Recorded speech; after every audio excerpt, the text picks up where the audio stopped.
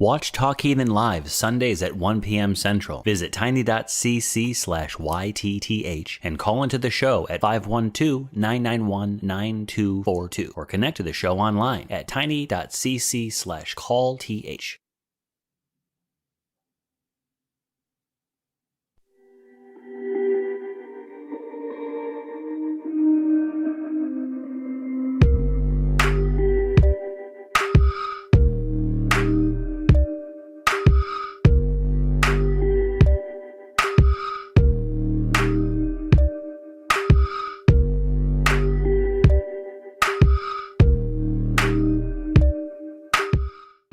Hello, and welcome to another episode of Truth Wanted. I am your host, Objectively Dan, and this is the live call-in show that happens every single week, Fridays at 7 p.m. Central Time, where we talk to people about what they believe and why. If you'd like to call in and talk to us, you can do that at 512-991-9242, or you can do it through your computer at tiny.cc/calltw. We love to hear it.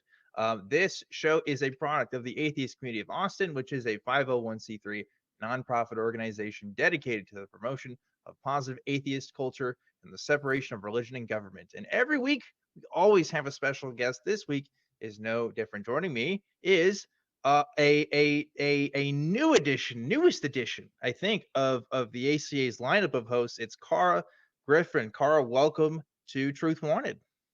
Thank you. I am glad to be here. I'm glad to be with the ACA in general and glad to be here tonight. It's exciting. Yes, so Cara just joined our lineup on Secular Sexuality, which is another call-in show that we do here at the Atheist Community of Austin. If you haven't seen it, they are live on Thursday nights, so check that out if you haven't already. But Cara, please tell us about yourself. Who are you, Cara?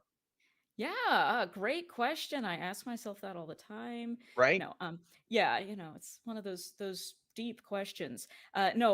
Basically, I am one of the other hosts from the ACA from Secular Sexuality, but how did I get here? Well, I grew up in a fundamentalist religious environment. More on that later. Mm-hmm. Short story is, went to school, learned some new information that led me to question that. Got really into education, went to school for a long time. I'm kind of a professional student and doing some teaching these days. And now that I'm not in grad school anymore, I have time to do actual things like podcasts and Yeah, talking to people and things that feel a little bit more rewarding than that. So I am right. pleased to be here. And you're not only doing work here, you're also doing work with another organization. You're also doing part-time anthropology work too, which is very cool. So tell me about that stuff. Oh, yeah. Okay. So, where to begin? Okay. On Secular Sexuality, you might have seen me a Mhm. couple of times. I started hosting there, and I've talked in a little more detail about some of my background growing up with purity culture Mhm. and everything like that, with, evangelical religious upbringing and everything. I've talked a little bit about being non binary and gender non conforming and how that intersects with, or, doesn't play well with a lot of those things within the more You're conservative. kidding. Yeah, It I doesn't? know. Yeah, what, they're No. not inclusive? What? I What? mean, that I doesn't track I at don't know all. about that, Cara. I don't know. Yeah, That yeah. doesn't sound right. But Yeah, I'm yeah, told I'm confused about that. That must be it. yeah, yeah. These are the same people that tell me I'm confused about my gender, so I don't Sure. know. I must be confused about an awful lot, but you never know. But yeah. So I definitely was excited to get onto secular sexuality because that was kind of the sort of one of the main areas for me that always didn't sit well with me with our Mm, conservative upbringing. It just it was apparent from the get-go that not only was it not very kind to non-male people in the religion, just there wasn't much gender equality going on, but certainly mhm. not a good place to be if you were gender non-conforming or LGBTQ plus in Right. any way. Mm, And so that was something that was obviously a intrinsic part of me that did not match with those beliefs. So, I guess this isn't for me.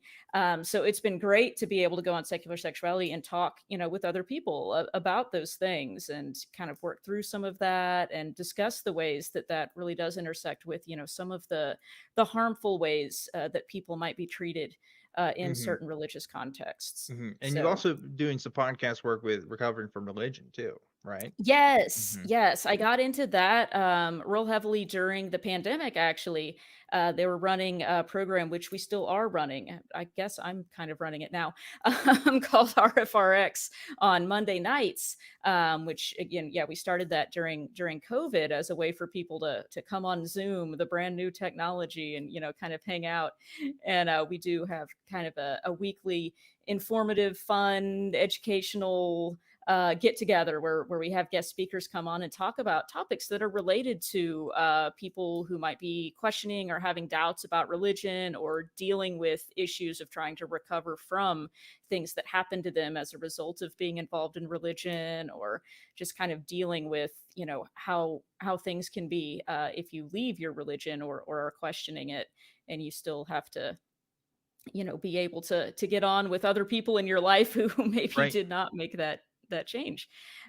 So yeah, we have that every Monday night at 7. So definitely check us out, recoveringfromreligion.org, and you can add that one to your list of weekly shows. But also, recovering from religion is more than that. I know we talk about the ACA all the time, and y'all always talk about us. So Yeah, pretty much. everyone's probably aware, but yeah, it's another resource if you're Hmm. looking for resources to just kind of work through anything or just meet other people who are part of this community. So Yeah, check us yeah, out. definitely. And they're very cool. We've obviously had lots of different people from recovering from religion, so definitely check them out if you haven't already. But let's talk more about you, Carl. I'm very Yeah. curious because I don't know a whole lot about you. We've just recently met, and you just recently become a part of the ACA. So I'm actually excited to figure out some stuff myself. This is like me doing some like sometimes I ask questions, right, and I like know the answer ahead of time because it's like, oh, I know this person already, but this is for guests.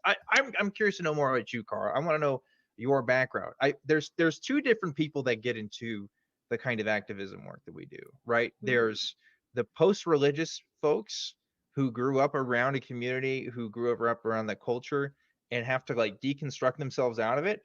And then there's people who are never part of that at all and just think the whole thing is just crazy, and I feel like their perspectives are very different on their upbringing and how they view the world, right? So like what was your perspective growing up? How did you view the world and yourself in it? Were you a child of God? Was God like leading your path? Were you part of a faith community? Like tell me more about that. Oh yeah, I'm definitely part of the former group that Mm, grew up in all of the religion. We were evangelical Protestant Christians. We use the term now fundamentalist. Well, the people who are in that church don't mm, usually use that term, but now we would say fundamentalist. We used the homeschool curriculum from the IBLP, the Institute in Basic Life Principles, that was from Bill Gothard, who some people may have heard from, arguably a cult leader. Was also, later yep. disgraced and kicked out of his own organization for it. Wait for it. Can you guess what it was for? Guess. I'm yeah. So I think let's see. I think he converted to Islam. Nope, nope, that wasn't No, it. I'm just kidding. Obviously, it's sexual misconduct. I mean, it's always Yes. sexual misconduct, but It's always yeah. sexual misconduct. Yes. Yeah. It's, one of those he doth protest too much kind of things. Yeah, You yeah. spent your entire career telling women that they're stumbling blocks for men and that, they need to cover themselves better. Yeah. I Mhm. wonder what the problem is going to be. Yeah. So Yeah. it was that, and for people who are not familiar with that, it's pretty an extreme organization in terms of some of the teachings that they put out. We talked a little bit briefly about it on one of the secular sexuality episodes recently when we were talking about bad sex education, because he got mixed up in that too. I mean, and I have some of the manuals that we went to because they would have these seminars that you're like required to go to all the time. This is the Mhm. same organization that that show was about on TLC, the Duggars. Right. Yeah, they're Right. they're into this. stuff. That's a whole, And which is a whole other can of worms that if you're not familiar with the Duggars, we literally don't have time to go into. But you probably, most people who watch this probably have, right? They're very popular family who was on TLC for having like 14 kids, and yeah, who some members of the family have recently even discovered that they've also been in trouble for sexual misconduct. So it's shocking. yeah, the whole Yeah. thing. Yeah, and I mean, I would argue, as I have argued before, that that is related to the teachings that come out of these kind of extremist groups, where they're teaching things literally like women's job is to cover themselves modestly and be demure and submissive, and also it's Hmm. their fault if they tempt any men to sin, and I'm not making this up, also teaches that if there is an instance of can I say it out loud, or do I need to say SA? Essay would probably be good. I think people know what Okay. you mean. Yeah, Yeah. yeah. If Hmm. there is an instance of any kind of that happening, that it's important, for the victim to also think through how they may have contributed, and what they did to Yeah. potentially defraud or tempt the aggressor. Mm. That kind of stuff. Teaching the passages of the Bible that say, you should marry the person who assaulted you, that kind of thing. So it is quite extreme. And Mhm. also there's like some silly stuff to it too, just it's young earth creationism and all Mhm. that. And I'm going to tell on myself here and say, even though I always thought, this stuff was kind of silly and weird and it did not agree with me at all. I Mhm. grew up hearing it so much, even after I started deconstructing later in life when I was in college. Um, I didn't even realize the extent of what I had absorbed from some of these teachings, and it's embarrassing to admit this, but it wasn't until I was a graduate student and a teaching assistant in a forensic anthropology course that I realized that men and women actually have the same number of ribs. Yep. Yep. Mhm. Yes. For those who aren't familiar with what Kara is talking about, in the book of Genesis, in I think it's the first chapter. It's not the first; it's the second one, because there's two different stories in there. But the story goes that Eve was created from the rib of Adam, right? That's like the origin there. And there has been a myth amongst particularly fundamentalist circles that men have less ribs than women because of this, Yeah. which is not true. You can No. just pop open any human body, and that's gonna be. I mean, I guess not every human body, right? There's gonna be some exceptions, but like most Yeah. of them are pretty consistent on this fact. Yeah. So Yeah. yeah, Most very fun. people do have a consistent number of ribs, and not an uneven number. Like, Hmm. because the teaching was, God took one of Adam's ribs and, Sure. turned Eve into that. And of course that would mean that he would have had more ribs on one side than the other. Yeah, yeah. I don't know how that works, but Yeah, but yeah. they not only taught that as if it was literal, but one of the reasons that I didn't even think to myself, oh, I need to get rid of this silly assumption, was that it was the way it was always presented to me was, during times like our science class at our conservative Christian church school, we would learn it as the evidence in favor of creationism, and God wasn't even brought up as a contested Mhm. claim. Wow. The statement would be something like, well, and one of the other ways that we know that the story of Genesis is true is because men have one less rib than women. Yeah. And Yeah, I mean, like I was around that growing up. I definitely knew people that were like that, but I actually have two parents who work in the field of medicine, right? So like they believed in evolution, and they like had a pretty good, obviously a better understanding of biology than I do, right? Just because of their work. And but so that kind of stuff, the young Earth creation stuff, was always around me, but it was never a part of me, right? But it's interesting how such as yourself, it's so crucial to that belief for a lot of Christians. It's like you have to believe this part of the Bible to be true, or else the whole thing falls apart. And in some yeah, instances, I agree with that, right? It yeah, you know it does like kind of fall apart. it does kind of fall apart. But there's obviously people who have argued one way or the other, right? Whether or not you do need a literal interpretation. of the Bible. But that's for theologians and believing Christians to debate, not for the rest of us, right? So, um, Right, exactly. It doesn't matter to me either way. yeah, But yeah, yeah, I had other friends who went to, Catholic school or something, and they were learning mhm, evolution in science class, whereas, mhm. we were over here reading Of Pandas and People in our, Yeah. pretending to be Oh man. biology class. Oh, that's a deep cut. That's a deep cut. So you're growing up in this culture. You have these beliefs instilled upon you. Obviously, it sounds like faith was a big part of your life. If you're able to like parrot all of this to me, even now, today, right? Like it's probably Oh, yeah. been so ingrained in you. But now, again, you're working like part time as an anthropologist, which I've mentioned before. I think is like the most atheist science you could possibly get into, right? Like because it really just covers all the ground. So like, what happened there? Obviously, there's some sort of change. Tell me about that. Yeah. So, like I said, it all of the, kind of the fundamentalist beliefs never really set well with me. I never really felt, really accepted into it. It was more like well, this is true and you better believe it and I don't care if you like it kind of thing and you're probably Mm, going to hell.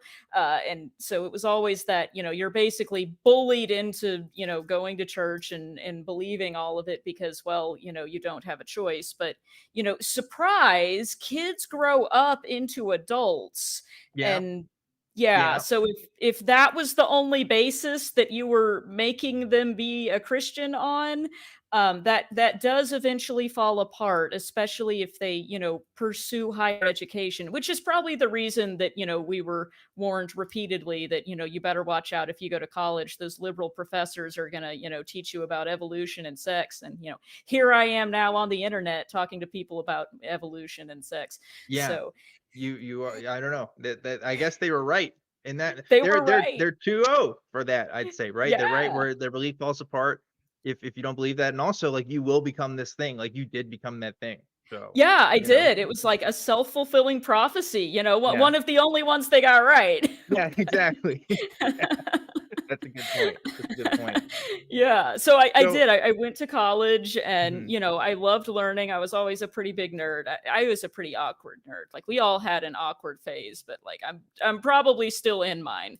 So, sorry.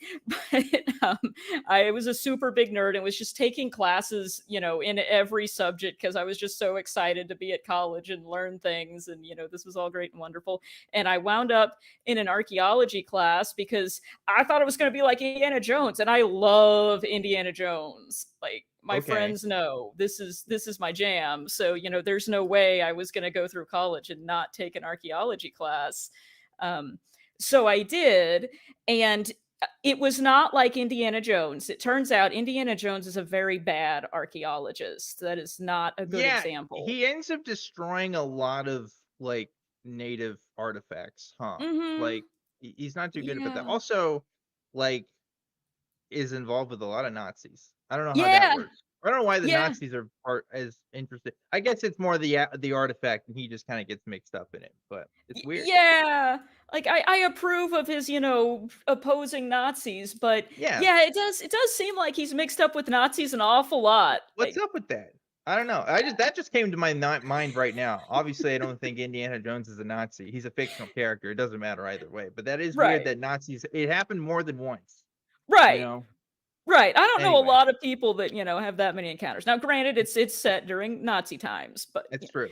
It's that true. was a very that was a very educated, estimate of the time frame as well, Nazi times. Hmm.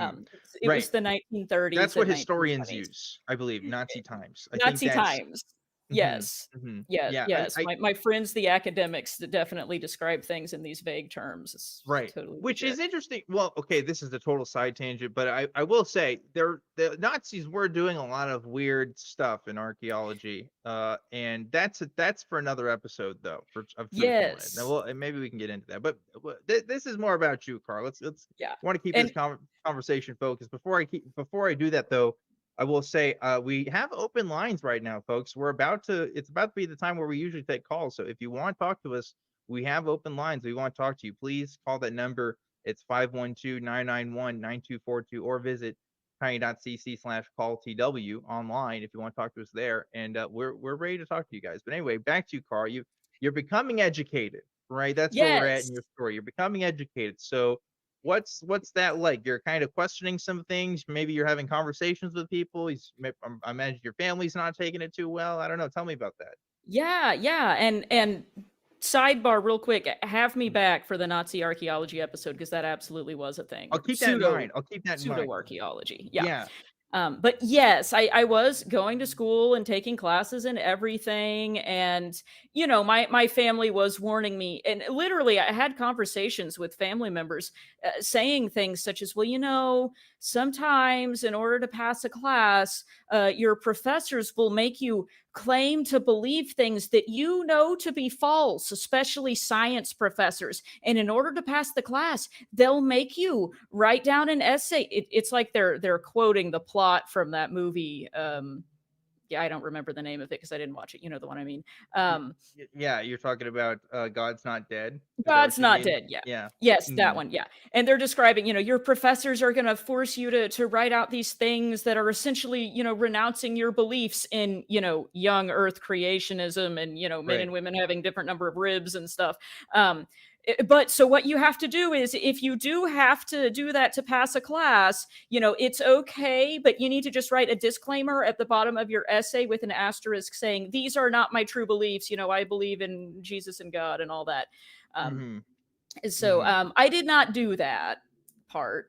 But I did take the classes where we learned about those things, and kind of where all sort of fundamentalist teaching backfired was that if you bring up kids so sheltered and so lacking in education and knowledge, um, when they do encounter that information, it's going to be kind of overwhelming, and they're going to feel tricked and like you Yeah. lied to them because you Mhm. did.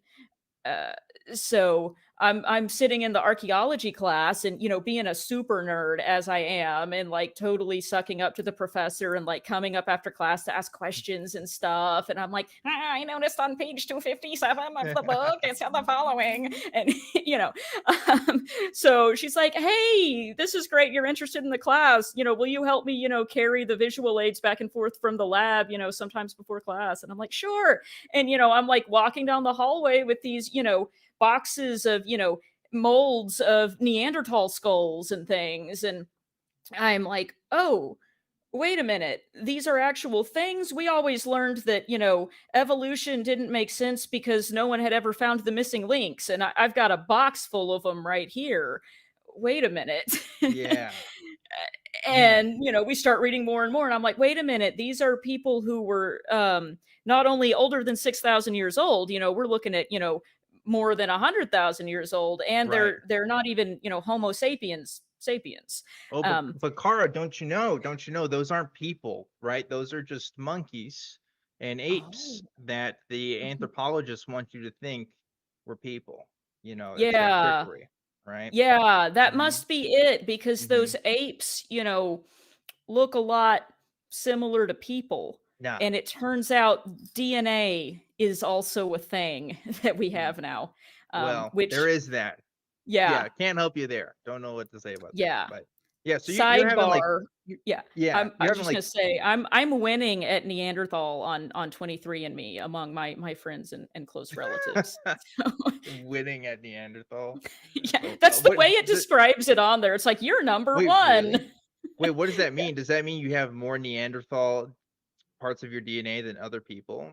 Yes, more than I Oh, think 82% of users, or 84%, yeah, something like huh. that. That's Yeah, okay. Well, whatever they yeah, got to do to market their product, yeah, I guess that's how you do that. yeah, But yeah, that's what anyway, that is. so you're experiencing the cognitive dissonance firsthand. You're looking at the plaster, you're looking at all the stuff, and I assume at some point you say that you don't believe in this stuff anymore, right? Yes. And actually, it took me quite a long time to say that out loud. Now, I had not really, I hadn't liked it or agreed with it for my entire life, but once I received more education, I found out also that it also was not true as far as I could tell, or as far as we had any reason to believe. But it actually took me several years longer to actually say that out loud, because Mm, one of the bits of indoctrination that we got was that you can go to hell for that. This right. is one of those sort of Or unforgivable things. for some places, and maybe this is how you were, it's like even just expressing doubt is a sin, Mhm. right?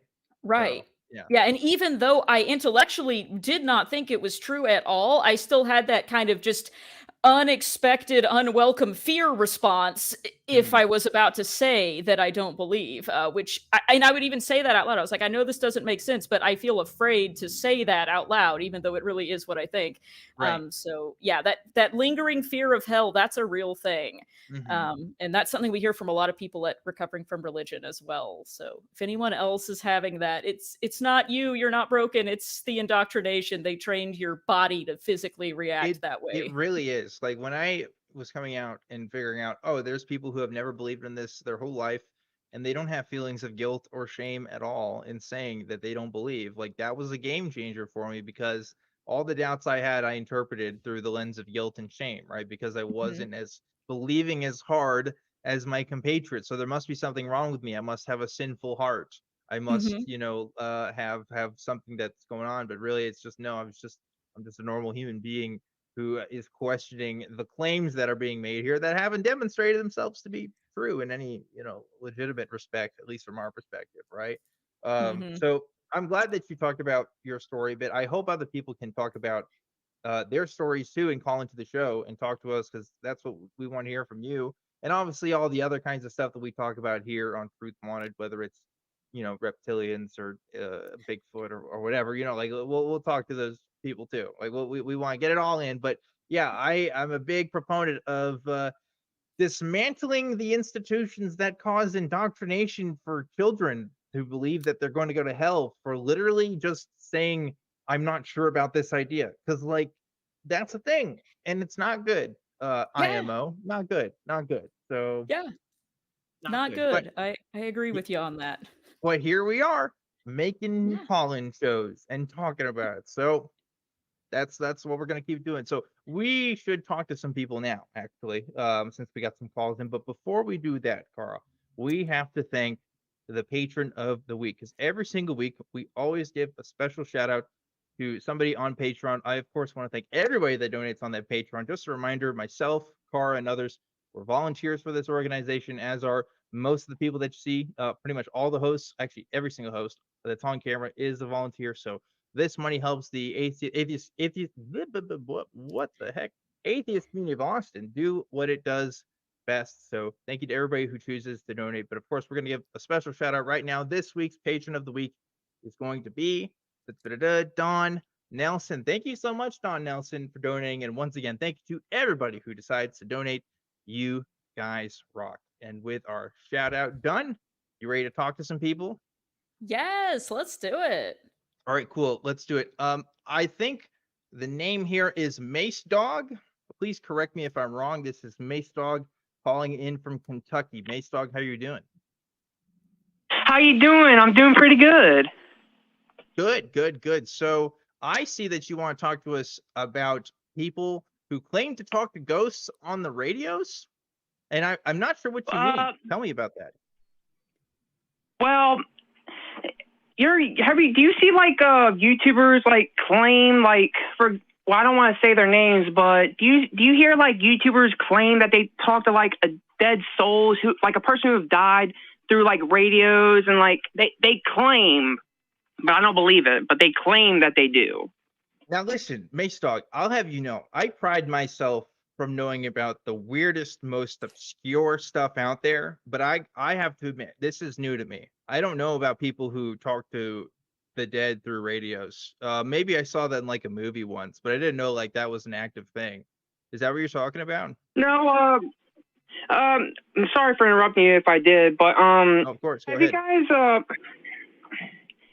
I don't know if I want to bring the YouTubers up because You don't have to say any am I names. allowed to do that or no? If you can avoid it, I would say go ahead and avoid it. But definitely, if you have like an example of a situation, can you at least describe what they're doing? Yeah, they have a laptop, and they're actually able to mimicize like a voice. Like they're actually able to like voice levels. Like I don't know, it's confusing because I watch, like, I'm on YouTube a lot, and I watch, like, these YouTubers. They have these, like, orbs, spiritual things on the ceilings. Like, I don't know, it's weird. Like, this one YouTuber, he's talked to, like, dead celebrities, like, I don't know, like, people like Ted Bundy, people like he's talked to a lot, like serial killers who have died, celebrities, just people who have died that have been in news. And I don't know, like, I feel like that they're doing, like, they're dishonoring. I feel like they're lying about that when I feel like they're trying to get people's attention and people to believe that stuff. And that might not be the case. Absolutely. Masedog, I don't know your feelings on it. You sound like you're kind of convinced. Maybe you're a little bit conflicted, but let me tell you, I'm 100% convinced that they're lying. Okay. I have no doubts in my mind. Here's the reason why. Psychic phenomenon is nothing new. It's literally as old as the Bible, and it's older than that, right? People have been saying that they've been able to contact the dead for as long as, like, human culture has been a thing. And it's never been proven in any reliable circumstances whatsoever, right? And people saying, oh, but this person talked to my grandma when I went to this theater show one time. Like, that's not good evidence, right? That's not how we should examine this kind of phenomenon. And it's very interesting if they're talking about communicating through radio waves or other things, because that means that they have specific methods in which they do it. And if they have specific methods in which they do it, then that means we can observe those methods and see what's true and what's not true. I remember this being a thing whenever Jay Station was a YouTuber, and I'm just name dropping here because this is a thing that happened, right? And this was, like, in the news. His girlfriend allegedly died, right? That was the story. And then, like, they claimed to do a summoning of his girlfriend, like, literally, like, 24 hours after those news drops. And of course, it was found out his girlfriend wasn't dead, right? He was just getting attention, right? And that's what they're all doing. And I know it's like, oh, but you haven't explicitly seen evidence one way or the other. You don't have to. You really don't. You just have to establish, okay, what would be the possible method for them doing that, and can they demonstrate that? Because if there is a method and it's accessible to them and it can be observed, obviously it can be if they're putting it on YouTube, then something is up there, right? But anyway, go ahead, Masedog. You sound like you had something you want to say to that. Well, and you know what's strange about that too? I mean, I didn't put religion as my question. See, because, well, I'm more of an agnostic atheist, even though those are two things. Like, I don't believe in God and I don't believe in souls, but, like, I don't know. Like, I don't know. Like, I have doubt, but I don't know. Like, maybe, should I have doubt for the atheist part, or should I have doubt for the agnostic part? All right, Car, I feel like I'm talking so much in this conversation here, but I am interested in this. Maybe like break it down for me, right? Like, what doubts do you have that makes you think, well, maybe there's, like, an afterlife or some of this other stuff? Like, tell me your reasons there. Well, that example, can I give you one example from this one video that I was watching, but I exited out of it? Yeah, I mean, like I said, if you can describe the example, I'd love to hear it. Well, do you know Brian Petito and Gabby Petito and Brian Laundrie? My bad, I mixed them up. Duh. I think that name sounds familiar, but you'll have to be more specific. I don't know. Well, this guy was I guess the person who was specifically talking to the soul. I guess he was saying he was talking to Gabby Petito, which is probably not the truth. And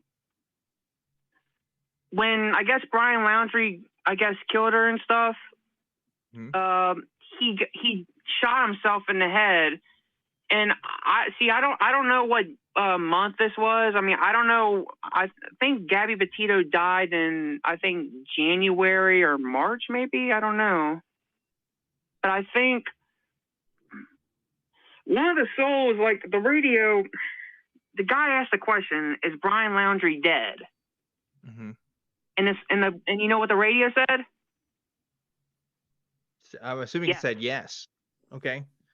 And you're saying, and I'm not familiar with this story. I thought I wasn't. But and then you're saying it wasn't public knowledge at the time that this person was dead? No, not the person that was talking to the soul. The Gabby Petito and Brian Laundrie. It was all over the news. Well, I guess I'm confused. So it was all over the news that this person. Sorry, that you mentioned a lot of names here. I'm trying to keep track of your story. There's a YouTuber Yes. who said they were contacting these people, and they asked them if they were dead, and they said yes. Allegedly. No, the YouTuber asked. No, the YouTuber asked one of the person if he was dead, because that Brian Laundrie, he killed Gabby Petito. Okay. And so the radio, I guess, the radio said that yes, he was dead. But it wasn't. Was it known that he was dead at the time? That's what I'm wondering. No, and that's the thing. Like he was on the run. They didn't know if he was dead or not. Okay. So that explains it a bit more. So it's a missing persons case, is what it was. Yes, sir. Okay, so it's a missing persons case, and this YouTuber is talking to this radio or whatever's going on, and allegedly the radio said that this person was dead. That's the story, right? Yes, sir. And I tell you what, I don't believe it, but he is dead. Okay. Well, I've been talking for a bit now. I'm gonna let Cara talk, and then we'll continue this conversation. Go ahead, Cara. Yeah, thanks. Okay, Yeah, thank I'm you. glad we got that. Yeah, I want to talk more to your question, Masedog. Yeah, I think we've kind of gotten to the bottom of it. So, what I'm understanding is that, after seeing this show, you noticed that this person who was claiming to talk to dead people on the radio asked a question and got the correct answer, and so that made you wonder, well, is there something to this? Since he got the correct answer. And I can see why, that is meant to be convincing. That is the gimmick, I would say. I'll tell you the reason that I would not be convinced by that is that this is a tactic that is used a lot of times by people who are claiming to be psychics or mediums, is that they will give correct answers to things. They'll guess things that they're very likely to be right about. So this was a yes or no question, right? Is this person dead? Yes or no? We know that this person is missing. They've been involved in something. Chances are they may be dead. So they have at least a 50-50 chance of getting this right. And so he said yes and was right. Well, anyone could have guessed yes and got it right. It's not like he guessed his social security number or something like that, which also you could have gotten that on the internet. But if they had, on the other hand, guessed wrong and said, no, he's not dead, I bet you anything next week that person would be back on radio saying, well, at the time that I answered the question, he wasn't dead yet, but he is now. And I know that because now my ghost friend on the radio has corrected me and given me more information, and then he's going to make another guess. And if he's wrong, it doesn't really impress anybody. Yeah. Yep. So a lot of times they will go out on a limb and make these guesses because if they're right, it's amazing to people. Oh my goodness, they got it right. They must be speaking to the dead or whatever. But if they get it wrong, oh, it's no big deal. They just explain it away. Yep. And another thing too is it sounds like that this is a person that was publicly in the news, and there was probably speculation as to their whereabouts and whether or not they were alive, right? And so I mean, the sad fact is, I don't know the exact statistics, but plenty of missing persons end up staying missing, or they are unfortunately dead, and that's just the reality for a lot of missing person cases. So it may not even be a 50-50, right? It's probably going to be even more likely that one of those outcomes is either they stay missing, or that they've passed away, right? Especially after a certain period of time has passed away too, right? Like I'm sure the likelihood of them being dead is going to be more likely the longer that they stay missing, right? So by the time this person is probably talking about this, it's probably accepted amongst people, even if it's not officially called yet, that this person has died. And so it's just a numbers game, right? So you can see how psychics and these people, they use this to their advantage, right? And they use human intuition against them, as Cara was saying, by talking about things that seem like they're really good guesses, but if you really stop to think about it, it's actually not as impressive as you might think. Yeah. That's true. I mean, you guys are 100% right on what you're saying. I mean, because that does sound true. It really does. Yeah, Yeah. and I would ask too, if this person is claiming to have this ability to learn information like that from the dead or from the other world or dimension or whatever it is, why is it that they can't ever get any really useful information that Yep. we don't get from any other source? Why don't they Yep. have the winning lottery numbers Yep. or the address to the place where, the missing person is being held, or something like that wouldn't otherwise be available? It seems Sure. like we never get that information. Yep. We Mace Dog, I haven't seen the video you're talking about, but I guarantee they didn't tell you where that person was. They probably didn't say how they died, or if they did, they were very vague about it. Critical details that would help with any investigation, right? If you're on a police force and you know that there's a psychic I mean, they literally made a TV show about it, right? Like you're gonna hire that person because yeah, you're gonna find all the missing people, but it never turns out to be the case because it's always theater, right? It's always a show, it's a performance. It's never actually Oh, that's tangible. sorry You know? about that. Go ahead, Mace Dog. Sorry about that. I didn't mean to interrupt you. My bad. But actually, can you repeat the last thing what you said about they probably don't know what you just said? Like you said something about not knowing if the person's dead or not, because Brian Laundrie actually is dead. It was all over the news. He shot himself in the head. Well, the point I was just making, right, is that if let's say you have access to a person who has died, right, and you're talking to that person, like the first thing you can demonstrably prove that you're actually talking to this person, you know what you're talking about, is you can talk about exactly how this person died, what address they're at, where they were going, who they were talking to that day, and you should be able to follow up on that and be able to demonstrate, okay, this is true, this is true, this is true. Psychics will never do that. They never have, and they never will. And if they do, they have always been shown to be wrong, right? Because how useful would that be in an investigation if you could just talk to somebody and figure out, okay, we can find where this missing person is and get all the details, right? But it doesn't happen. It hasn't shown to be reliable. There's actually been real life police forces that have had psychics as contacts, by the way, and have tried this, and it doesn't work. It Right. never works. There are psychics that claim things like, "Oh, I worked for a police department and helped solve mysteries." Go double check that information with the police department, and you're going to hear a different story about how they may that give case got unsolicited solved. advice, right? Like that's often how it is. But does that make Yeah. sense, Mace Dog? It's like, yeah, it does, and it's kind of like, and also it's isn't it kind of like a false belief? Like, aren't they lying about some? Isn't lying like a false belief thing? Like, aren't they like lying when they're doing that stuff? It's complicated. There are some people who definitely think that they have real powers, right? And definitely think that they're actually helping people. So I have to assume that there's a portion of that can be right. Like, well, look, delusion is a thing, right? I mean, how many Christians say that they can talk to God and prophesize and do that too, right? A lot. So like, and a lot. who are sincere, and many who are sincere about it, I would argue. I definitely knew people in my community who are very sincere Christians who said that they received some kind of message from God. I mean, even I've interpreted things as signs from God before. I've never actually talked to the guy, but I interpret it that way, right?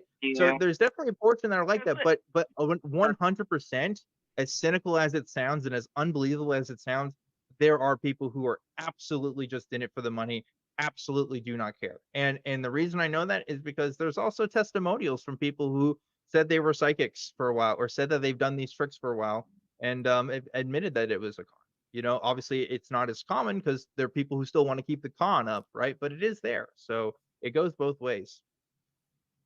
Yeah, it does. It absolutely does. And not the religion thing. I think these guys are Christians too, because I mean they do have a lot of. Well, I'm not trying to bring them down on their religion or anything. All I ask is that you don't lie about something that's really sad and depressing about a person dying, because that's too much. I agree, and it's weird because the Old Testament forbids divination, so you're not even supposed to be doing that, along with witchcraft and other things. Again? Divination. What did you say it was called? The Old Testament? The Old Testament of the Bible. Yeah. Oh, okay. Yeah. Anyway, Masedog, we do have some other people that we need to talk to, but I hope that we were able to clear things up for you. Yeah, I know. I'm sorry, but hey, look, you can call in next week. Call in some other time, and we'd love to talk to you more. Okay. That's fine. Can you tell me your names? Because I know Karina. Yeah. That's Kara, and I'm ObjectivelyDan, and this is Truth Wanted. So if Dan, you're ever you're awesome. I see your videos all the time, and I love them. I love them. I appreciate that. That's really kind of you. Thanks, Masedog, and thank you for calling in too. If you sounds like there's some other topics we could definitely talk about. So I'd appreciate if you call in next time, and we'll talk to you some more then. Okay. But until then, thanks again for the call. That was interesting. What did you think of that, Kara? Yeah, that was fun. That was an interesting call. I'm glad we got to talk about that because, they brought up some good points about, being an agnostic atheist and what does that mean? And, can you be one and not the other? And Right. We didn't even get into that, no, we didn't, but isn't it interesting how little bits of evidence, of anecdotal evidence that you see can just convince you and be stuck. I mean, it's the same thing for me, right? Like I used to think maybe ghosts were low key real because of like the stuff I saw on like ghost hunters and stuff, and yeah, it's convincing, especially if you've kind of been taught this model of thinking in which if you can't explain something, then that must mean it's supernatural, rather than just that something happened that I don't know about.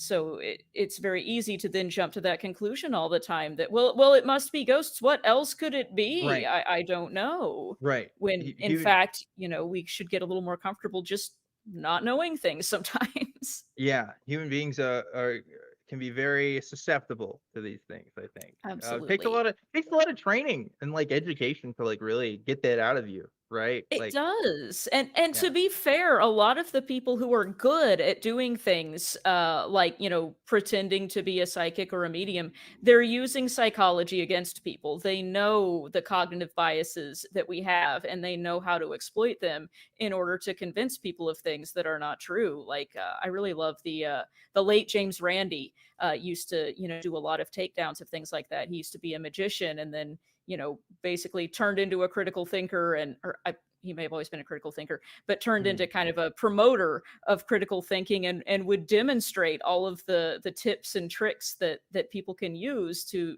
fool people and convince your brain, that you're seeing something you're not. For sure. Yeah. It's not stupid if you get tricked by it. It's, you may have been taken advantage of, some just natural human tendencies in the way our brains work. Yeah, absolutely. Especially people who are like super dedicated to the con, right? Like that's what makes it even more convincing because it's like, oh, you've made a whole career off of this. How could you be wrong? Right? Yeah. Why would you possibly do that? Exactly. But we have to show you guys a quick promo real quick that talks about some of the other shows that are happening here at the ACA, including Secular Sexuality. So check this out.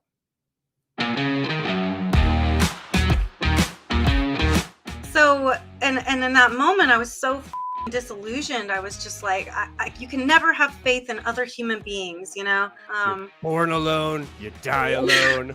I hear it. Oh, yeah. I had a breakup in my 20s. I understand what that feels like. So in order to pass your exams, you have to study Quran anyway and memorize parts of it, regardless of your own personal faith. So no such thing as a separation of religion and government in Egypt, hey? Hey, did you hear Pope Francis? He said affirming things about the queer community. My thoughts are just, well, congratulations. Like thanks for finally getting there. You could convert tens of thousands of people right now. Ask God, your intelligent designer God to give you the magic words to convince us that God exists. And you'll get straight ticket, 72 virgins. You're ready to go. Give it. What do you got? That's not love. That's manipulation. It's fear-mongering. It's vile. It's disgusting. And the book that you're pointing to advocates for slavery, genocide, misogyny, all of these things. And you come up, well, it's just love. It's just context. Go yourself. Bastards. These people, I tried to be as supportive as I could for them. And now Johnny and Ben, who hosted Talk Heathen earlier today. So if you haven't seen it, I was going to say go watch it. We were being And These look what guys, they these just two- walked in with pizza and eye patches. You know what? You two.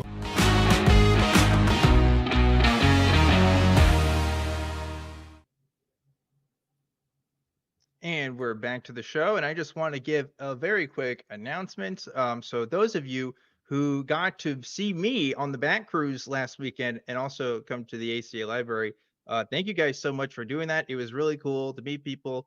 Shout out to Caitlin, who brought the sandwiches, and I ate one, and I forgot that they weren't vegan, but I was drinking and I didn't care at the moment. So that was a moment, but thank you for that. And it was a good time getting to talk to people and also meet people. And this is the first time I've gone to an ACA back cruise where people have said, hey, Truth Wanted is my favorite show, which is very cool. I also had people who are like, I know who you are, but I've never watched your show. And that's fine too. So anyway, we are doing live event stuff again. And there's one that I want to plug that's going to feature me this time. So September 25th is going to be a Sunday. And it's also the days where we shoot Talk Heathen and Atheist Experience. And I am going to be hosting Talk Heathen that day with a surprise guest that I will not be mentioning, but I am excited about. So you should definitely come to that if you haven't already. If you want to look up the address, we're of course in Austin, Texas, but go to our website. It's atheist-community.org for all the news and information. We are likely going to be trying to doing a broadcast on the last Sunday of every month, and we are in talks. We haven't determined a date for Truth Wanted yet to be in studio, but we're planning on doing that too. So I'll let you guys know, or one of the other hosts will let you guys know when we do that. But I'd like to start doing that too, because obviously I'm much more frequent on Truth Wanted, and then you guys get to talk to me more. But if you want to meet me, I will be coming back to the library on September 25th. So mark that on your calendars if you haven't already. And Cara is going to make their way down sometime soon, right, Cara? Yes. Right? Absolutely, yes. I was down there a few weeks ago. I wasn't on one of the shows, but I was down there for immoral support. But yeah, I will definitely be there again in the not too distant future. So watch out.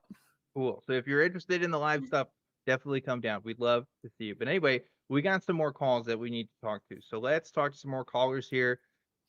This will be a fun one. I think we got Suzie calling in from Florida. Suzie, I already see in the call description, Hitler is mentioned, so I'm already nervous about what we're talking about here, but I'm ready to talk to you. Please tell me it's What's Nazi up? archaeology. Please tell me it's Nazi archaeology. Yeah, what you got for it? No.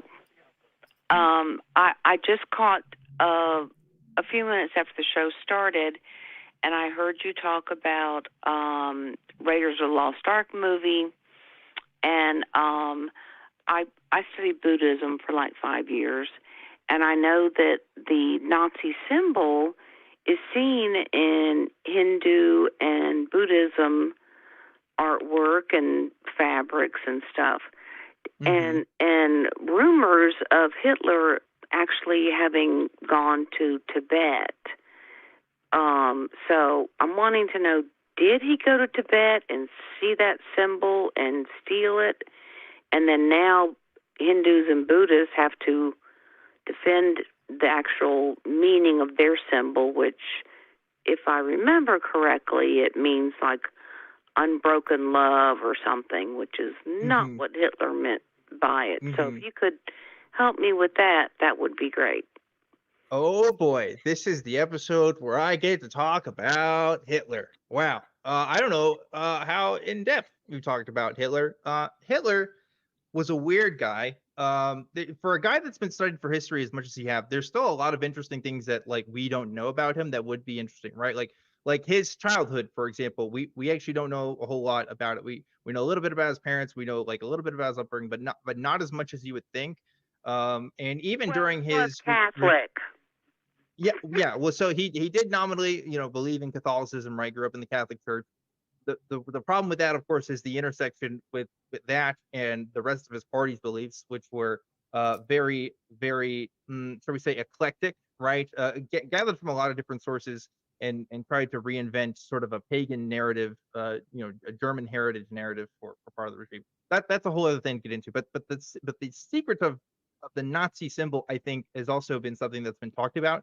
I don't know if there's a definitive answer as to the specifics besides that it was perceived as an Aryan symbol, right? So there's the idea, the pseudo archaeological idea, and Tara's like super excited to talk about it. I can already tell, is that Aryans were basically everywhere and did all the things. And one of the things was that they also came from India, right?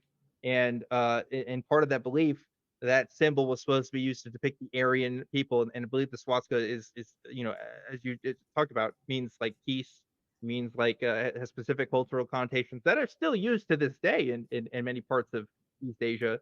That obviously is pseudo history, right? Pseudo archaeology. Aryans didn't really come from there in the way that Hitler described them to be. But the Nazis had this thing where they were like trying to incorporate all the cool stuff from history and make it their own lineage, which wasn't true. And so that was basically a result of that. The symbol was picked to be part of a representation of sort of this cultural revival that the Nazis were really into, specifically the esoteric Hitlerist Nazis, which is for another day. I think I've talked about them before, but that's a whole other thing. So yeah, that's kind of the history behind that. I don't think that there's any record of him actually traveling to Tibet. I know people have talked about that, but there's rumors of him traveling all over the place. So I don't think he actually went there and stuff. Although I could be wrong. I'm not a historian. But Cara, you are so ready to go. I gotta let you go. Oh, thank you. Yeah, I am so excited. Kira. Yeah, thank you. Yes, yeah. This is actually a question that it turns out does relate to Nazi pseudo archaeology. So I'm so pleased that you asked. And yeah, Dan, you got it right. It is basically as you described. The symbol was taken. It very far predated Nazis or anything like that, and it is still used today. Even I've lived in Asia before, and if you look on Google Maps on your phone, the locations of Buddhist temples will oftentimes be marked with that symbol on the Google Maps. And I've been walking around with other people who are, Europeans or Americans looking at the map, and they've seen that and been suddenly offended and gone, why is there a Nazi symbol on top of this temple? Yeah, because that's what we all remember it as. It's basically one of the really egregious cases of cultural appropriation where they took a symbol that did not mean anything to do with racism and eugenics or anything, and made that kind of their brand and basically stole that symbol, and that's what we remember it as. But no, that wasn't what that symbol had anything to do with originally. And in fact, one of the big offenders with the Nazi pseudo-archaeology was actually Heinrich Himmler. He was real big into this stuff, and he did commission, and I think went in person on a few of these expeditions that were intended, as Dan described, to basically go forth and find evidence that the Germans were the master superior race. And they were doing all kinds of silly stuff. They were out looking for Atlantis and everything else. And one of the things that they did was appropriate the symbol, because Aryan used to, and actually still does, refer to a language family, the Indo-European language family in linguistics, that is kind of the origin of many of the European languages. And it was never meant to refer to an ethnicity or a race or anything like that. That is just complete nonsense that got picked up by these pseudo-archaeologists, and they just started running with it because they were basically paid to go out and construct a narrative of Germans as the master race. And they were out doing all sorts of pseudo-archaeology. And one of the symbols that they found was the symbol which they associated with the Aryans, because it was, they're thinking of this Indo-European language history, and somehow seized upon this symbol that became very popular, and were then using it as, this emblem of the now made up term Aryan race, that they were positing was kind of like the origin of civilization and was more advanced than everyone else. And this is our German heritage. It was basically an effort to rehabilitate German nationality after World War I and the humiliating defeat and everything after that. And of course got picked up by the National Socialist Party. And yes. So, and just to be clear, I don't know if I made that clear earlier. The Indo-Aryan peoples are a real people, right? Like they do exist. The racial category was actually first introduced by a French writer and then picked up by the Nazis, because the Nazis just love like just taking random bits of fiction and reality and turning it into their own narratives. But the symbol itself, Hitler was probably not the designer of it, right? Like it was being used before he went to power and was part of the symbol ideology. I don't actually know who invented it, but it was definitely around before Hitler was like as involved. So, you know. Oh, probably long before. Yeah, prehistoric, basically. Well, I mean in the Nazi context, right? I don't think I'm pretty sure you can find instances of earlier, you know, Nazi writers and stuff using that to identify the party before Hitler was obviously leader. Yes, and in fact, it was floating around.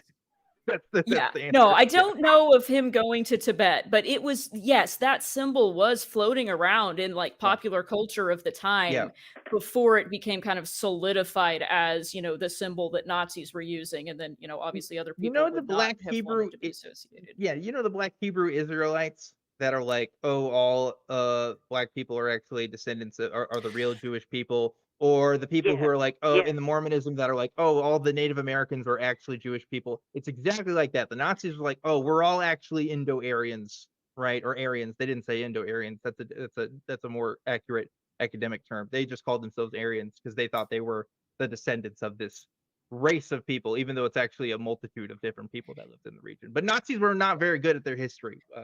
No, they were very bad at archaeology as well. Yeah. So there you go, Susie. I got to talk about fucking Hitler. I don't know if I've ever done that to a much extent on this show. Does that answer your question?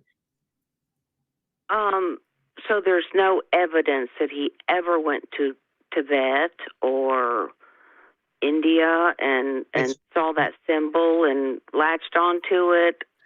No, because I don't believe there is, because again, I think that symbol was being used before Hitler even got involved in the Nazi Party. But I'm also, this is hearsay. The point, but I should point out that there's been rumors about Hitler going everywhere in the world to get all kinds of ideas, and I think this is just one of those rumors. I don't think there's any backing to it, to my knowledge. But yeah, I just want to jump in. I don't know. I am also not a Hitler historian. Y'all heard me earlier refer to this time period as the Nazi times. So, you know, clearly my knowledge is limited in this area. But my understanding as far as like the archaeology piece of it goes is I don't know of Hitler going to Tibet, but Nazi archaeologists were out in the world going on archaeological digs and things. They were going throughout the Mediterranean and the Near East, and they were digging things up and they were seeing these symbols. And yes, that is part of, you know, they were recognizing that that was where this was from, and they were associating it with this idea of the Aryan race that they kind of conflated with the origins of the sort of Indo-European languages or the Indo-Aryan sort of linguistic family. And yes, they were seeing these symbols as far as we know. And this did predate the Nazi Party. It was, you know, German archaeologists in, you know, the 1920s and the 1930s. So both of y'all are correct. To my knowledge. Yeah, Hitler did not do that, but Nazi and German archaeologists were going out digging things up, and they did notice the symbol and kind of seize upon it. Yeah. Okay, and Aryan race just means white, blue-eyed blondes. Am I wrong on that? Aryan race is not a thing. Aryan race is an idea that wasn't invented literally was not invented until the Nazis. Like the Indo-Aryan people represent a broad community of people that migrated from Central Asia to the northern Indian subcontinent, right? So that's partly why they use that symbol, is because it comes from that region of the world, right? It never was used as a word to describe a race of people until, I can't remember his name, but some French writer that kind of came up with it. And then they kind of made a pseudo history that, oh, this is what it means to be an Aryan, is a blonde-haired, white, blue-eyed person, right? But even then, if you can look at the history of the use of the word Aryan, and there are Nazis that disagree on exactly what Aryan means, because it's just made up. It's a made up social construct. There are some people that say that this counts as Aryan, others don't count, and what actually qualifies there. So it's all made up. It's whatever you want it to be, really. Yes, Okay. yeah, it is made up to the same extent that, pretty much all racial categories are made up. They are all Right. social constructs. And yeah, that one was specifically, basically made up by the Nazis to promote this idea that they were the master race. There's nothing factual behind it whatsoever. It is not a thing, but it was certainly meaningful to them, but it was a made up story, and it's a made up category. There is no Aryan race that exists in any biological sense or anything like that. Yep. Yeah, Yep. I feel like he stole the symbol, and then when people 100%. see it in Buddhism cloths or anything, they freak out, Yes, that is Absolutely. correct. Yeah, it was absolutely cultural appropriation, and it's really sad that now we all see that when it's a Buddhist symbol and we think of Nazis, and yes, they stole it and appropriated it and associated it with their agenda to be racist. Yep. So Yep. So, Yep. anything Okay. else you want to add, Susie, before we let you go? No, thank you. I like I said, I caught you late, and I just heard about some of the Nazis in Raiders of the Lost Ark, and that just came to my mind. Thank you so much. Thank you so much for calling in, and I hope you have a good night. I'm surprised. Well, I guess I got to start making it. I don't know. We never talked about Hitler on here, and I'm surprised he hasn't come up more often. There's a thing I've been wanting to talk about, Kara, for a long time, which is something called esoteric Hitlerism. I'm not sure if you're familiar with it. I've mentioned it before. I've talked about this with Secular Rarity and some other stuff. But like when this is interesting because it kind of ties into the other call. It is the literal belief of people being able to contact the astral plane, including like Hitler and other stuff. But it's actually even more than that. It's a wide collection of new age and mysticism ideas combined with like Nazi ideology. And it's very weird, but also probably a good topic for the show. So maybe that's another Dan's deep dive. But esoteric Hitlerism is not like a weird Tumblr phrase. That's like that's an academic term, which is, of course it is. It's esoteric. Yeah, exactly. It sounds made up. It sounds like a thing, like a joke on a television show, but it's not. It's the real thing. It's very bizarre. But anyway, I have some quick announcements I need to make. I just want to let you guys know about ways you can contact me and the other people that do this show. You can email us. It's truth@atheist-community.org. You can also reach out to the ACA by doing tv@atheist-community.org and see what's going on our website, and that's atheist-community.org. Of course, I like reading emails. I always try to respond to the stuff that gets sent to me. So that's a great place to talk to me if you want my opinion on stuff, or you can, call into the show too. That's always welcome. There's also a Facebook group that I want to let you guys know about. It's run by fans and just for fans. So you can go to that by going to tiny.cc/FBTWG, and you can interact with other fans and you want to talk to them. So it's pretty cool. You should definitely check that out. Also really quickly, something I skipped earlier was that we have a merch store, and you should definitely check out that merch store if you haven't already. We all kinds of stuff. We got the hoodies, t-shirts, and hats, and this is something I'm excited to talk about. This is a design that I pitched, and then Greg, our executive producer, came up with and put together. It's probably one of my favorite shirts we've ever done. I'm not gonna lie. It says "Lizard people are people too," and it has a lizard person giving a thumbs up, and I like that shirt. I just think it's neat. So if you're watching the show, you should definitely look at it. If you're listening to the show, please look up the shirt because I think it's a good shirt. And check out all the other merch that we have in the store as well. So yeah, we're doing a shirt that only lasts for the month. So that is our shirt for this month. Be sure to get it while September lasts. And yeah, definitely keep that shirt because I love it. I just think it's great. I love that shirt too. I am literally ordering that shirt right now as we speak. That is excellent. I like it. I think it's good. One more thing I got to mention as well. Maybe two more things. We'll see. But this show has a fundraiser that you can donate to. If you want to do that, you can click that little donate button that's on YouTube if you're watching it there. And the ACA is a nonprofit, which means if you donate there, 100% of the money goes to the ACA. YouTube does not get a cut of that. So please consider donating and doing that there as well.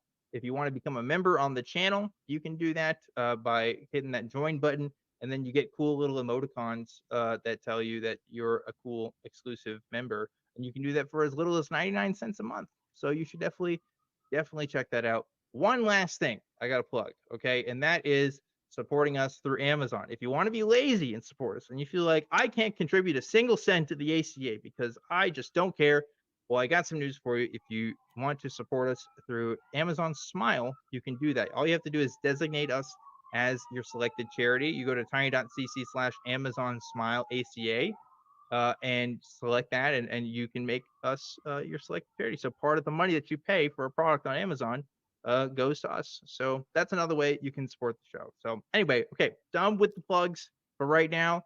Let's go ahead and take on our next caller, shall we? We got Heath calling in from Canada. Heath, how's it going? Hi, not too bad. How are you? Doing all right, Heath. We talked about Christianity and talking to dead people and Hitler. So, you know, just another episode of Truth Wanted, right? How can I help you? Well, I listened to all your shows, and this seemed like the right one to call in about this. It was when I was very young, I witnessed a rain of frogs on a family camping trip. I was seeing a lot of fantastic stuff at that time, killer whales and dolphins, all sorts of stuff. So I kind of like took it as another amazing thing that I was seeing. Didn't think a lot of it really until later on when I heard someone say, "Oh, I don't believe in Bigfoot, Sasquatch, or rains of frogs." And I was like, "Oh, because I got rained on by frogs." Listen, Heath, I sometimes think, you know, is this show going to get stale? Am I just going to ever hear the same things every week? And now I'm talking to a man from Canada about his sighting of a rain of frogs. And you know what? I've decided it is, I will never expect what happens on this show. Rain of frogs. That is awesome. So here's the thing about rain of frogs. This may surprise you, but I do know a little bit about rain of frogs phenomenon.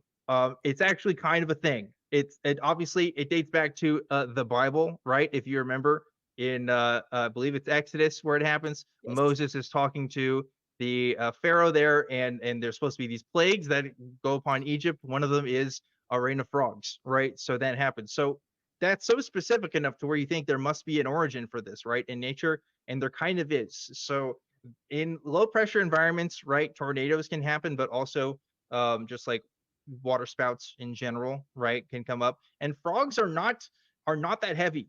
They're just a few ounces, and they can be lifted up by these events and kind of sort of rain down on people. Now, when we say rain, we think of like, oh, it's like coming from the sky, right? And that's not really usually what's happening in this, but this is so long ago, I'm surprised I can even recall some of this. But like there have been sightings of these kinds of situations before, and like this is the proposed explanation for what's been going on, is that it's just, again, there's usually a storm happening, and when that in that low pressure, you create sort of that environment for stuff to get picked up, including frogs. So I'm assuming that's what happened to you. But Heath, I'm just spitballing here because I just had a man on the phone tell me that he saw a rain of frogs, and I don't know what I'm supposed to do with that. So that's my best stab at it.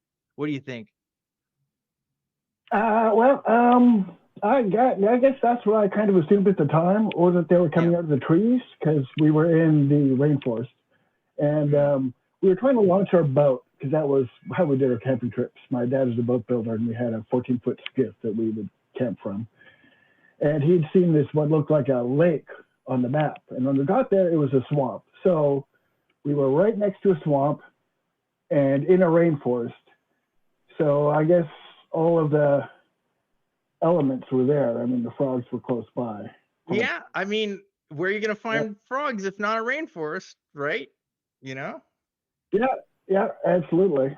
I also kind of, in my 20s, after a long bout of drinking, had kind of a religious epiphany, or at least what some people would call it, if you don't mind me changing the subject a bit. Okay. I guess we've explored everything we could about a rain of frogs. I can't emphasize this enough. We just talked about a sign of a rain of frogs, and that I think that's just a milestone. I have to point that out. I'm, Well, I was raised atheist, so I had never heard of the rain of frogs at that point in my life. So Yeah, I think it was a plague of frogs in the Bible, but they were raining down. But they were raining down, right? That's the Yes. description, right? So I assume somebody at some time saw that happen, and they wrote it down. I don't know. It must have been Moses, when he wrote Exodus. Definitely Moses. Definitely Moses for sure. But anyway, Heath, don't let us interrupt you. You were talking about your religious epiphany. Well, yeah, or what some people would call it. Raised as an atheist, I saw it differently, but it was a week-long camping trip with about 5,000 people at this 30-year anniversary of this medieval society that I was hanging around with at the time. And our little group was considered the place to go to kind of have a party. So what we wound up having was like a 7-day-long party. And at the end of this, we were just exhausted and had been low on sleep and low on food and drinking too much. And a friend of mine stayed up all night. And as the sun came up and the sun hit my eyes, I got this overwhelming feeling of joy and couldn't stop giggling and laughing. It happened to a friend of mine sitting next to me. And I could cut it off by putting my hand between the sun and my eyes, and then it would stop. And then if I lifted it up, it would continue again. And my first thought was, wow, I've got a direct switch to my endorphins. This is wild. And then I thought, I bet this is what people would see as a religious epiphany if they were, magically minded. And I thought that was pretty fascinating too. It is interesting. Carl, what do you think? Well, that is interesting. I think if I'm hearing you correctly, that may not be something that you took as a religious epiphany. Is that correct? Right. No. I just thought it was interesting that if I was raised in a different way, that I probably would have. Oh, yeah. A little. Mm-hmm. Yeah, I see what you mean. It's kind of one of those things. No, go ahead. I've always wondered how people could believe in God, because when I was about, I think it was more like 8, this subject came up and I said, well, we're all atheists in this family. And my mom said, no, your dad is a Christian. He was raised Christian. We just raised you atheists so you could choose for yourself. And I went, oh, so it's like 5 against 1. That's not fair. And so I really tried to believe in God, so that it would be 2 against 4, a little more even. And I just couldn't do it. And ever since then, I've been fascinated by how that happens. So that was why I thought it was so interesting.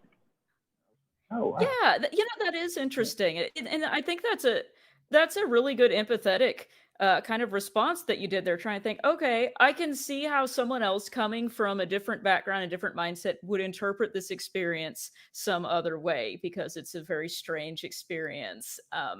So I do think that's interesting, and that you recognize that as something that someone else might think of as a spiritual experience, but in fact that wasn't your interpretation of it. And I don't know what that was. I know there is something to, like, for some people, looking at the sun can make them sneeze. That's exactly what I was gonna bring up. Involuntarily. Yep. Yeah. Sorry to steal your thunder there. But No. there is some potential, mechanism there that we can kind of, imagine that could explain that, other than a supernatural response. But yeah, I don't know, Dan, if you have more on the photic sneeze Well, response. there's a very famous miracle. It's one of Catholics today will bring this up, right? It's the miracle of the sun. Now my details are a bit fuzzy, but I believe it was in a South American country that happened in the early 20th century. I want to believe a bunch of people stared at the sun for a long time and thought that they saw the Virgin Mary, right? And this was a big group of people, and so that's why Catholics talk about this, because it wasn't just one person saying this. It was a bunch of individuals kind of saying this thing. And the moral of the story is, when you stare at the sun, you see weird stuff.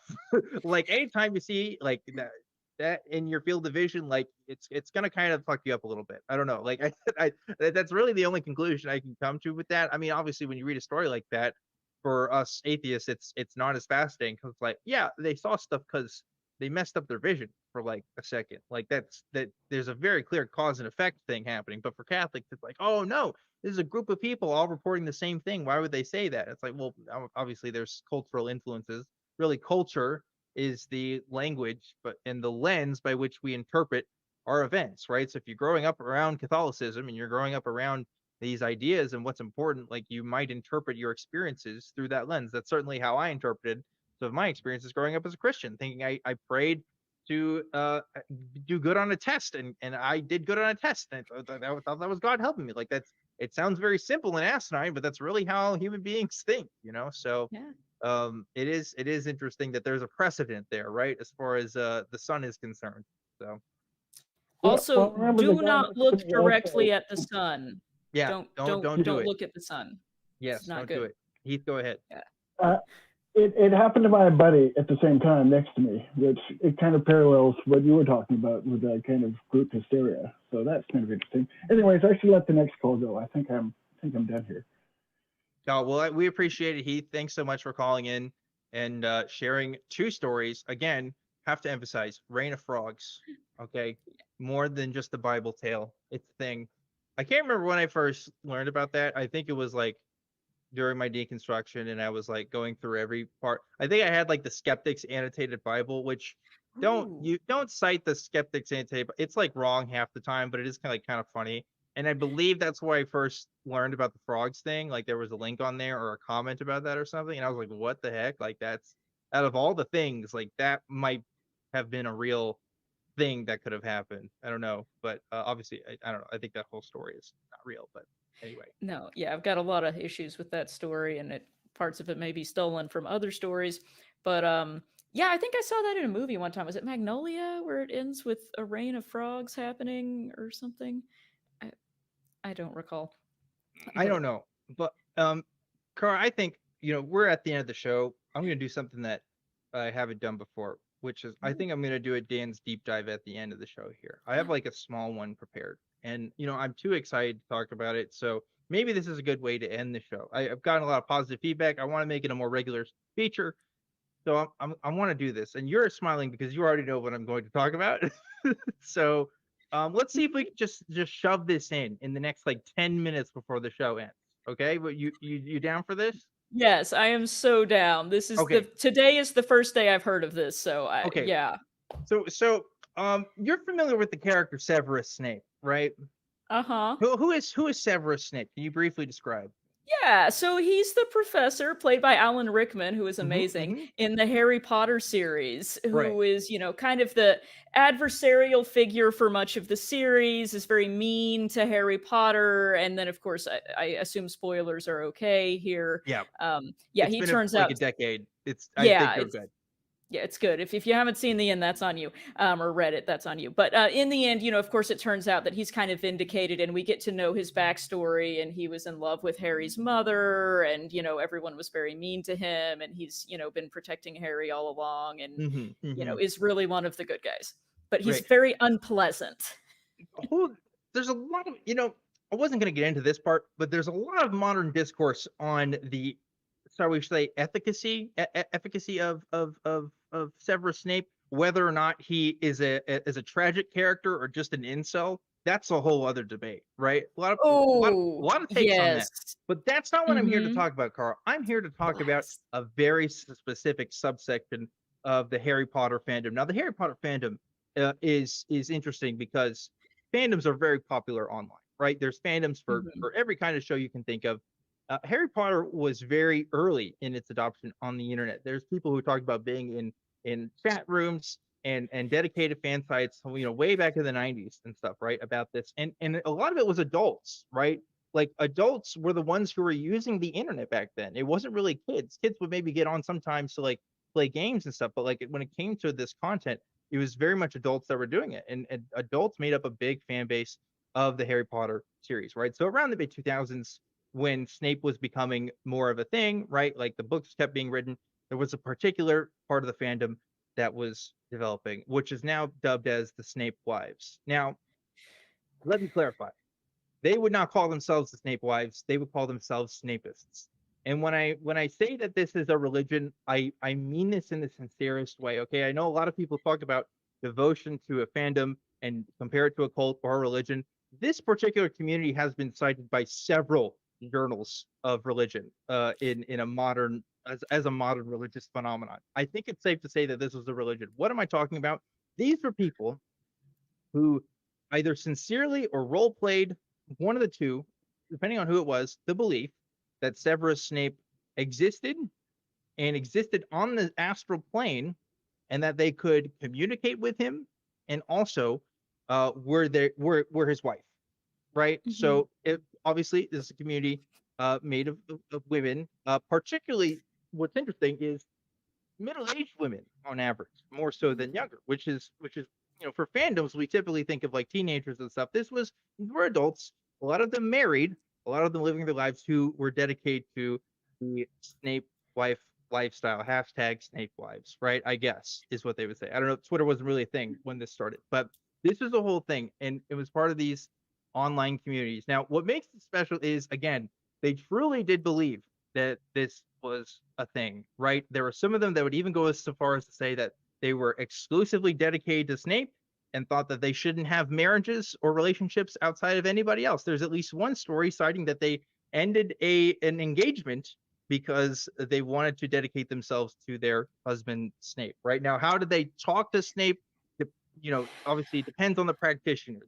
There are some specific prayers that they would make to Snape, Severus Snape, again, fictional character from the Harry Potter universe, that they would read out loud, or they would devote fan fiction to him, which also doubled as religious works. Again, I'm not kidding. I knew fan fiction was coming at some point in this. Obviously, fan fiction's got to be a part of it, right? Sometimes it's fan fiction of the person with their relationship with them. Sometimes it's just stories of what Severus Snape was doing in the astral plane. But this community basically saw themselves as sister wives to the character of Severus Snape, which is awesome.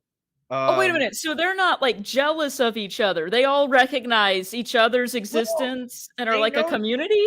Yeah, there is a community aspect to this, right? Like they all recognize that they're the wives to Severus Snape. Now, like there's a joke among some fandoms about people having exclusivity, like to their partner, right? But no, this was a sister wife community for the most part. I'm sure there was a jealous person here or there, but like that's how they viewed themselves. And like they influenced each other, right? Like some had some ideas for some fan fictions or some rituals or some other things that they would use for themselves. It was very much an ongoing development. There's even some pictures of shrines that people would make to Severus Snape that they would, kind of do their rituals to, right? So I just imagine you're presumably a guy, right? You're middle-aged, and suddenly your wife is really into Harry Potter, or maybe they're always kind of into it, and then you find out one day like there's a Snape altar in your house, and like you didn't know that was there, but it was like part of the hidden part. I don't know, that had to have happened at least some point, right? Yeah. So it's well, and I want to ask you this: if that happened to you and you were dating someone who was presumably a middle-aged woman, apparently that's who's in this, and one day there was the Snape shrine in your house, and she explained what was happening, would you feel like you were being cheated on? What would your reaction be? So this is another thing, right? Again, this is schisms within the Snapist community where they had to decide, is having a relationship with somebody else that isn't Snape legitimate? And there's some that, again, believe that you had to be completely devoted, right? Some of them had relationships with other characters on the astral plane. For me, myself, I would say, I think that's just weird. Because I don't think that person is real. And honestly, I would suggest that they go to therapy. Like that's not a facetious way of me saying that. I think like if you get to a point where that's going to be your comfort, and you devote that much time to it, I think there's a line. It's a fine line. I can't tell you exactly where it is. We all have our comforts. A lot of us write fan fiction and are perfectly normal people. That's not me, but there's I don't write fan fiction, but like I know people that do, and it's just a thing. But like, at what point does that devotion become unhealthy? And maybe it's when you start writing prayer. So I'm going to read a prayer to you real quick. Oh yes, please. Do I need to like bow my head or close my eyes? Bow your head. It's more just I want to demonstrate that there's another element to this community, which is like they're very misogynist. Like they very much have these traditional ideas of Christianity that's even built into this like sister-wife relationship with Severus Snape, which is I knew that was coming, and Yeah. I'll tell you why in a minute. well, it's very bizarre. So here it is. Okay, I'm just reading this verbatim. This was copied off of a website that they had. Okay, see if I get the whole thing. It says, I promise to be always faithful in body and mind and never love another man. I promise to love and cherish you all of my life. I promise to respect and honor you all of my life. I promise to dedicate all of my life to you. I promise to stand by you in good times and bad times. I promise to protect and guard you and to prevent you from any harm. I promise to provide anything you need for you. I promise to take the best care of you. I promise to use your name with the respect it deserves. I promise to always wear the ring with your name on it as a symbol of my love. I promise to obey you no matter what. I promise to respect your wishes and not to be selfish. I promise to look after you in sickness and in health. I solemnly promise all of this to you, Severus Snape, my only love. May these words create a strong, loving bond which can only be broken by death. If I break the promises made or treat you not in the manner I should be, I'll make sure I'll die. May all the good forces and spirits bless our love eternally. So it will be done. So again, that's a vow. Written Well, by. that took a turn at the end there. Yeah. I mean, it was real serious to start with, but then that bit at the end about if I don't treat you in the way that I should, which I want to point out is an incredibly vague and suggestive statement. Yeah. I mean, subjective statement. Then I promise to die. What was it? Like, I'll make sure I die. If you let's see, it says if I break the promises made or treat you not in the manner I should be, I'll make sure I'll die, is what that says. So yeah, I mean, like, this is somebody who's saying Severus Snape can do whatever they want with me in my body. Like, literally, that's what they're saying. And if they're not pleasing with this character, like, this is, I mean, like, this is fundamentalist Christianity, right? Like, this yes, it's weird. Yes, and this is okay. That's exactly what I was thinking too, and this reminds me very much of the whole 50 Shades of Grey thing, which was, I guess, probably around the same time frame. That also, if I'm correct about this, I think it grew out of a Twilight fanfic that was based on the characters from that, which was also basically modeling a very unhealthy and abusive relationship in which the women were subservient and sort of beholden to this monster / supernatural / possibly being conflated with God figure, which is exactly what the Bible kind of teaches. I mean, I don't want to get into purity culture, but you get a ring that says you're engaged to Jesus, until you get married, and this sounds familiar. It's familiar, and it also gets worse. Like, if I haven't even gotten to, I mean, like, obviously this is bad, right? But there's even more to this. Okay. What? So listen, obviously you're maybe interested in this phenomenon. You try to get yourself on the astral plane with Severus Snape. You try to visit him. Sometimes they have to try to contact him in different ways, because there's some people who are trying this out and it's not really working, right? So there's different ways in which they do it. One of the ways that they do it is they might wear sexy underwear to bed in the hopes that Severus Snape would visit them in a dream. They also thought that maybe Severus Snape wasn't visiting you because you weren't pure enough. Maybe you had an ugliness in your heart. Maybe you were gossiping to your friends, or maybe you were doing something that was displeasing to him. So there's a little bit of this kind of behavioral changing, right? And this is the part where I'm like, okay, this is the reason why I want to talk about this, right? Because there's all kinds of people that have weird devotions. This is like cult level stuff, right? Like, when you are not only, obviously making these prayers and making these very significant changes to your life, like, I think that's where it becomes a problem, right? And maybe becomes more of an unhealthy fixation. Now, I'm not bringing this up because I want to necessarily insult this community.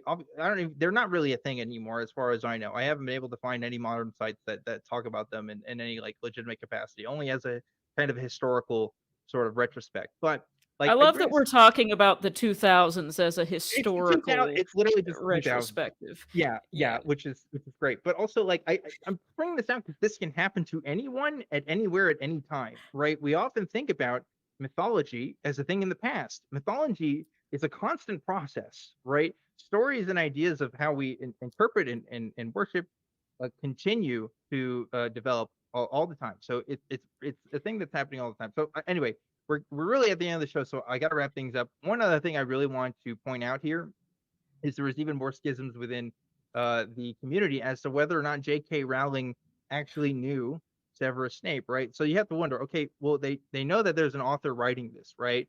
So like, what's the deal? How do you reconcile that? The idea, or at least some of the ideas, go like this. The Bible, right, may not be the perfect word of God, but it was inspired by God, right? But we know it was ultimately written by man. That's kind of how they feel about J.K. Rowling. They think that J.K. Rowling was inspired by the spirit of Severus Snape, and wrote out all this stuff and wrote about the character. But J.K. Rowling is flawed, and boy, is she ever flawed now. But even then, she was flawed, right? And she may not have the perfect interpretation of Snape. So there's literally people who have their own ideas of who Snape even is outside of the canon of the books, right? So it goes even beyond this idea of we're talking about this fictional character. Now it's just a character that you get to make up with whatever characteristics you want at that point. So yeah. Which I'm almost more comfortable with that last part, where it's just, that sounds like, the fan fiction that I'm familiar with, where somebody just gets inspired by a character in a show and runs with it. And okay, all right, that's fine. But this business where they're getting married to him in their mind and threatening death, if he becomes displeased with them and he is not a person that is, necessarily visible to anyone else, that is very concerning to me.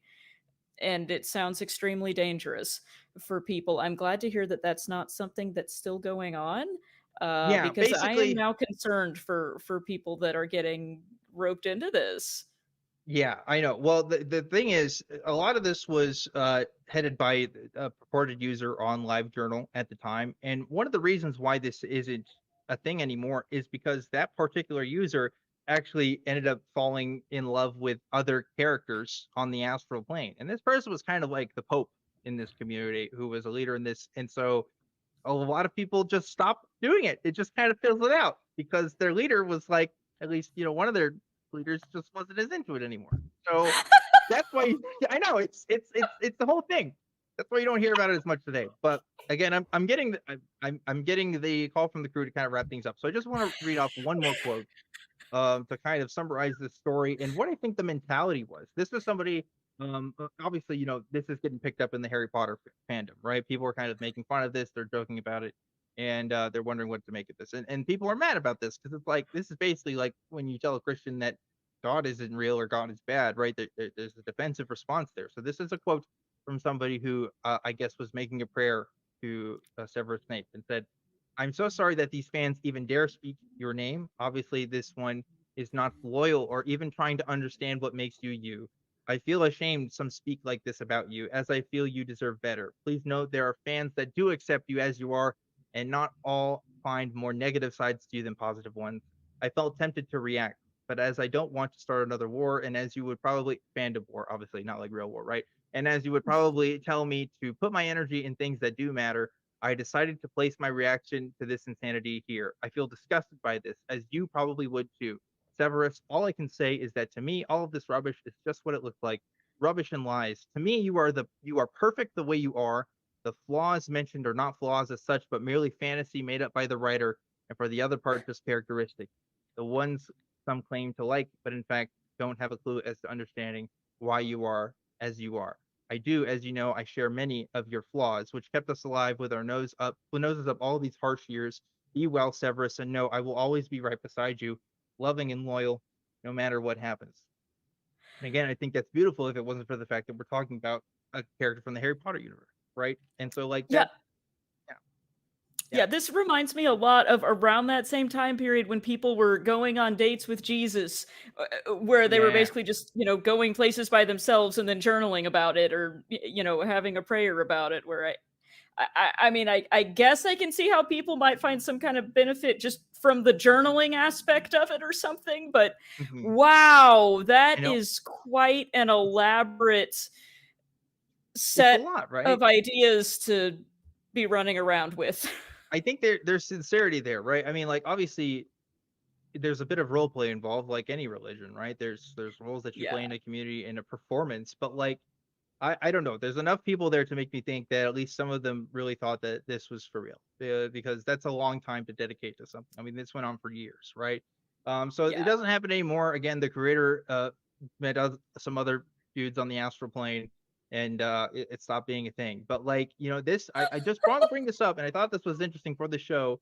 One, because it is funny, like it is humorous, right? I'm a human being, and I think that that's funny. But also because like this really can happen to anybody who has like vested interest in particular places and ideas, and also finds community in something, right? Like this was a community of sister wives that all found comfort in each other despite other people mocking them for their beliefs, and that, if anything, probably emboldened their beliefs in some way. Yeah. No, I completely agree. This is reminiscent of a lot of the themes, that we see in, some of these same, Christian and other religious traditions. And I'm actually laughing not at the belief system so much as the person that ran off with the other characters. Well, I'm the opposite. I will laugh at this belief system all day. I don't really want to laugh at these people because, again, I believe that a Jewish carpenter 2,000 years ago died and was the son of God and saved me from my sins, right? Like in theory, that's just as wild. Like it doesn't. It doesn't make any more logical sense. But no, not at all. Yeah, it is no more ridiculous that people are writing prayers to this imaginary person in the astral plane than some other imaginary person in the astral plane. I just the end of it that wasn't the direction I thought that was going to go. Right. But we're out of time now, and I'm way over. So we got to wrap things up. Cara, thanks so much for being on the show today. This is where I get to ask you where people can find you at. Oh yeah, great question. So I can be found at where can I be found at? You can email me at kara.griffin@atheist-community.org. Or you can find me on the Facebooks, although I am rarely on there. So don't message me there. I probably won't answer, although I am on there. You can find me if you want to. It's Kara Griffin. And I'm also on Discord. Let me get my name for you. Can you tell that I am a user of the social medias? I'm very good at this. Very good at that. While you're doing that, I want to thank the wonderful, fantastic crew that helps make this show happen every single week. And if we can get a quick shot of the crew cam, that'd be awesome. Look at that crew. And they're all holding up. Is it embarrassing that I don't know who that is? It's Alan Rickman. Alan Rickman. Oh my Snape. God, that's Alan Rickman. Okay, yeah, okay, that's Severus Snape. All right, I didn't. He had the gray hair in the movies. I'm used to seeing, the long black hair. But anyway, rest in peace, Alan Rickman. I wonder what you would have thought about this whole thing. But anyway, you got that social media? Yes, I am on the Discord. You can find me. I'm in the ACD Discord as well. I'm Kara G. So look for me in there. You'll see me and friend me or however we do that on the Discord. I'm sorry, I'm really bad at the social media. I'm quite old. I look, social media. I think about quitting all of my social media more and more every day. Honestly, it really gets to that point to me. But hey, you can still find me on Twitter at ObjectivelyDan until I decide to deactivate that account forever. Thanks again to everybody that helped make this show happen. Thanks again to the crew, and thanks again to the patrons and everybody who donates in all the different capacities. Before we go, Cara, what's your words of wisdom? Do you have any words of wisdom for us today? Oh, you know what? You mentioned that you were going to ask me that, and then it dropped out of my mind. So, the thing that comes to mind is just kind of thinking back on what we were just saying about, giving people some slack for believing silly things, because, we've all done that, is dignity and respect. It costs you nothing to give that to people, and it can mean everything to them. So please treat people with dignity and respect. Yes, please treat people with dignity and respect as best you can. And that is going to be it for everything tonight, folks. I am Objectively Dan. And as always, remember to keep wanting the truth. And I'll see you next time.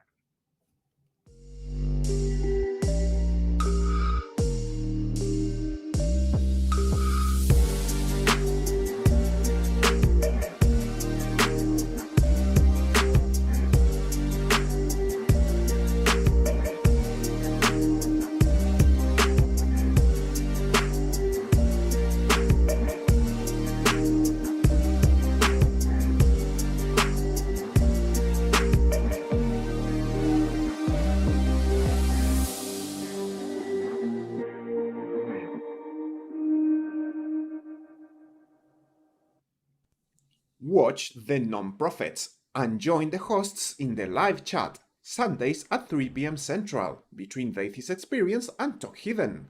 Visit tiny.cc/YTNP.